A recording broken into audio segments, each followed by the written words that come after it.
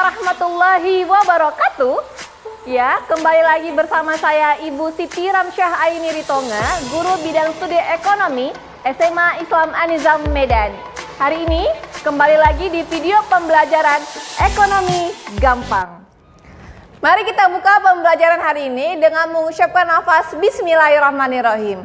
Ya, anak-anak ibu kelas 10, jika kemarin kita sudah ngebahas tuntas tentang permintaan, maka hari ini kita akan ngebahas tentang penawarannya. Ayo, saya review ya. Kalau kemarin permintaan, maka kita berbicara dari sisi siapa? Pintar, dari sisi konsumen. Ayo, saya review kembali. Kalau kita berbicara tentang permintaan, bagaimana hukumnya? Iya, kalau harga barang itu naik, maka permintaannya akan turun. Kebalikannya, kalau harganya turun, permintaan naik. Itu kalau dari sisi permintaan. Hari ini kita akan ngebahas konsep penawaran barang dan jasa atau bahasa Inggrisnya supply. Jika kemarin bahasa Inggrisnya apa? Demand, good ya. Jadi kalau penawaran supply. Untuk selanjutnya bakal ada simbolnya S. S supply berarti penawaran. Kita lanjut. Nah, apa itu penawaran? Ya benar Bu, ini kok kayak kemarin Bu. Iya sama ya. Jadi kemarin ini adalah ilustrasi untuk permintaan. Hari ini saya balikkan. Jika kemarin mamanya yang membeli, hari ini kita berbicara dari sisi si tukang cabe. Kemarin kita berbicara dari sisi si mama ya. Nah, lihat ada tukang cabe. Dia jual cabe, ya kan? Terus dia pada harga cabai itu 1 kilonya cabai 60.000, si mama jual cabainya 1 ton. Ya, di hari Jumat jualnya ke si konsumen, ke mama-mama, banyaklah mama-mamanya. Ya, jualnya. Maka unsur-unsur dari penawaran adalah sama seperti permintaan, adanya banyaknya barang. Ya, yang dijual. Kalau kemarin banyaknya barang yang dibeli. Ini kalau penawaran banyaknya barang yang dijual oleh penjual pada harga tertentu dan waktu tertentu. Yuk, dari ilustrasi ini, si tukang cabai sebagai produsen atau penjual menjual ketika ya ada harga. Ketika harga 1 kilo cabai 60.000, maka banyaknya cabai yang dijual sebanyak 1 ton. Waktunya ada di hari Jumat 11 September 2020.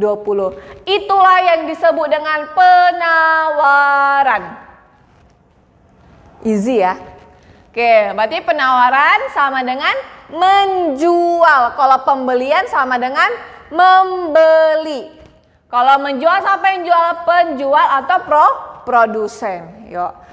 Berarti kita sekarang posisikan diri kamu sebagai seorang penjual. Kalau kamu sebagai seorang penjual berarti pengennya apa? Iya, keuntungannya. Oke ya. Sekarang kita penjual pengennya untung banyak. Siap? Kita lanjut. Nah, bagaimana hukum penawaran? Ini ada tabel. Barang yang dijual baju. Ya, ada harga, ada banyaknya barang. Di sini ketika harga barangnya 30.000 ya, banyaknya barang yang dijual sebanyak 2 atau banyaknya barang yang ditawarkan sebanyak 2 biji. Ketika harga naik dari 30.000 menjadi 40.000, maka banyaknya barang yang dijual sebanyak 4. Naik lagi harganya jadi 50.000. Ya, ketika harganya 50.000, ternyata semakin banyak yang dapat dijual. Ingat, penjual pengennya keuntungan yang banyak. Penjual paling suka ketika harga barang itu naik.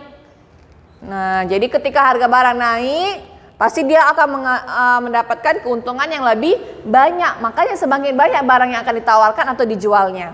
Maka hukumnya adalah ketika harga turun, maka penawarannya juga turun. Ketika harga turun, maka jumlah barang yang dijual atau yang ditawarkan akan turun. Dan gitu juga sebaliknya, ketika harganya naik, penawarannya juga akan naik. Kebalikan dari permintaan ya. Kalau ini berarti hubungannya apa? Sama-sama turun, sama-sama naik. Apa hubungannya? Iya, positif. Kemarin permintaan hubungannya benar, hubungannya negatif. Kalau di penawaran hubungannya positif. Ini berlaku sama seperti kemarin, berlaku pada asumsi ceteris paribus atau faktor-faktor lainnya dianggap tetap. Iya, jadi hukum penawaran berlaku dipengaruhi hanya oleh harga. Faktor-faktor yang lainnya tetap. Oke, kita lanjut ya. Apa-apa saja sih faktor-faktor yang lainnya? Nah, apa saja faktor lain yang mempengaruhi penawaran? Yang pertama, biaya produksi. Oke. Ketika biaya produksi semakin turun, maka penawarannya naik. Ketika semakin turun, ya berarti kan biayanya kan semakin turun. Kalau dia turunnya harga biaya produksinya semakin turun, dia akan dapat menaikkan harga. Nah, maka makin banyak juga yang bakal diproduksinya. Contohnya gini, saya misalnya jual donat ya, jual donat pakai tepung. Ketika misalnya harga tepung sebagai bahan baku donat itu lagi murah, saya akan lebih mampu menjual atau memproduksi donat lebih banyak. Karena akan saya dapat memperoleh keuntungan yang lebih banyak. Tapi misalnya harga tepung pun lagi mahal, terus harga gula lagi mahal, ya kan? Sebaliknya, ketika biaya produksinya naik, maka saya pun malas lah jual banyak-banyak, gak banyak untungnya. Saya juga gak bisa jual dengan banyak juga gitu ya. Selanjutnya, faktor yang kedua adalah teknologi ya. Nah, semakin canggih teknologi yang digunakan untuk memproduksi, maka penawarannya juga semakin tinggi, semakin naik. Ya, contohnya. Atau kebalikannya, kalau teknologi yang digunakan itu kuno atau konvensional, maka penawaran atau banyaknya barang yang diproduksi, barang yang dijual akan semakin turun. Contohnya gini, kalau misalnya bawang goreng ya, bawang goreng. Dulu mengiris bawang goreng pakai irisan gini ya, satu-satu pakai pisau diiris ya kan, diiris. Itu kuno. Apakah pasti sedikit yang bisa diproduksi? Sedikit kan penawarannya. Tapi kalau misalnya teknologi yang digunakan pakai mesin, langsung masukkan banyak bawangnya, sebuah tong, digiling di situ, diiris di situ, pakai alat nggak pakai tangan lagi, pasti iya semakin banyak yang bisa diproduksi. Oke ya, gampang ya. Nah, yang ketiga jumlah produsen, jelas ya. Semakin banyak produsennya, maka penawarannya juga semakin tinggi.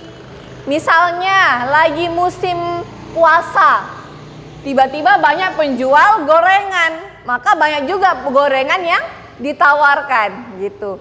Tapi misalnya udah nggak ada lagi yang musim-musiman kayak gitu, ya kan? Lagi nggak musim durian misalnya. Kalau lagi musim durian kan banyaknya ini penjual durian naik ya, penjualnya, produsennya. Lagi nggak musim misalnya, ya kan? Sedikit lagi produsennya, maka iya penawarannya juga semakin sedikit. Barang yang ditawarkan juga semakin sedikit. Yang keempat ada apa? Hubungan perubahan harga barang-barang lainnya. Atau hubungan dengan barang lainnya ya kayak kemarin. Nah, ada barang substitusi atau barang pengganti. Contohnya teh dan kopi. Misalnya harga teh turun. Ya, harga teh turun. Petani nggak mau jual teh, lagi turun, ya dia bakal jual kopi yang harganya lagi naik, gitu. Jadi hubungannya apa? Negatif ya. Kalau kemarin di permintaan, hubungan substitusi ini hubungannya positif, tapi kalau di penawaran hubungannya negatif. Barang komplementer, bensin dan sepeda motor. Ketika harga bensin naik, penawaran akan sepeda motor juga naik. Ketika harga bensin naik, ya mereka akan terus juga tetap ketika harga bensin naik, pasti harga sepeda motor kan naik. Maka kalau harga sepeda motor naik, permintaan akan sepeda motor juga akan naik. Hubungannya apa? Positif, sama-sama naik. Oke ya. Selanjutnya, ada ramalan harga. Kalau kemarin kan kalau di permintaan diramalkan besok mau naik harga bensinnya, BBM-nya. Malam ini banyak permintaan, gitu ya. Tinggi permintaan. Tapi sebaliknya kalau di penawaran, kalau misalnya diramalkan besok akan naik harganya, hari ini, malam ini penawaran atau barang yang dijual akan turun. Ya dong mereka, iya menimbun, pinter ya. Kalau diramalkan besok naik tuh harga bensin, hari ini semua pasti pom bensin gak ada lagi. Premium habis, Pertalite habis, semua habis. Tapi di penawaran besoknya baru naikkan mereka penawarannya karena harganya sudah mahal. Paham ya? Iya, udah kita terjadi di kehidupan sehari-hari. Nih, ramalan harga bensin akan naik besok, maka malam ini penawaran bensin turun malam ini. Ya, karena pasti malam ini banyak yang minta ya kan. Tapi besoknya penawaran bensin akan dinaikkan mereka karena harganya sudah naik. Ini selanjutnya ada juga faktor dari alam. Faktor alam itu misalnya ada musibah gitu sih. Sebenarnya musibah seperti kalau lagi sangat musim hujan, ya petani pasti gagal panen. Kalau gagal panen maka penawaran akan cabai gitu ya, akan sayur-sayuran juga akan turun. Misalnya lagi gempa, tsunami, segala macam ya, dipengaruhi oleh cuaca alam, maka akan mempengaruhi banyaknya barang yang ditawarkan atau yang dijual. Nah, kita lanjut. Bagaimana kurva permintaannya? Nih dia. Kebalikan dari kurva permintaan. Iya benar. Oke, di tabel barang yang dibeli. Salah ya, ini barang yang dijual ya. Belum saya edit. Ketinggalan dia. Ketika tadi harganya 30.000, barang yang dijual sebanyak 2. Oke, temukan titiknya di sini. Oke. Ketika harganya naik jadi 40.000, barang yang dijual semakin naik sebesar 4 biji. Naik lagi barang yang menjadi 50.000, maka barang yang dijual naik lagi menjadi 6. Temukan titik-titik hitamnya, maka terbentuklah kurva penawaran bergerak dari kiri bawah ke kanan atas. Ya kan? Dari kiri bawah ke kanan atas. Slope-nya apa? Kemiringannya positif. Karena kalau harga naik, penawaran naik, sejalan itu kan. Kalau harga turun, penawaran turun, hubungannya positif. Oke, baik, terima kasih. Demikian pembelajaran hari ini. Sampai ketemu di video pembelajaran ekonomi gampang selanjutnya. Jangan lupa like, comment, and share. Terima kasih. SMA Islam An-Nizam, unggul, cerdas, islami. Assalamualaikum warahmatullahi wabarakatuh.